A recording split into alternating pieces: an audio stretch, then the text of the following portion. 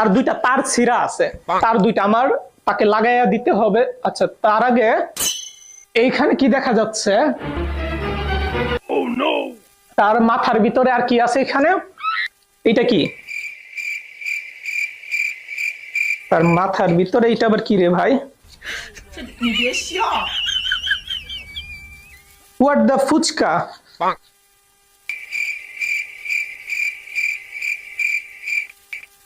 পাতা।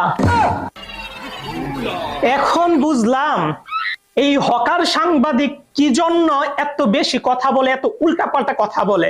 এই যে শুকনা পাতা, এই শুকনা পাতা সে কিভাবে আমি তো জানিও না, হাতের তালুতে রাইখা এইভাবে গইসা গইসা সিগারেটের ভিতরে ভইরা টানে।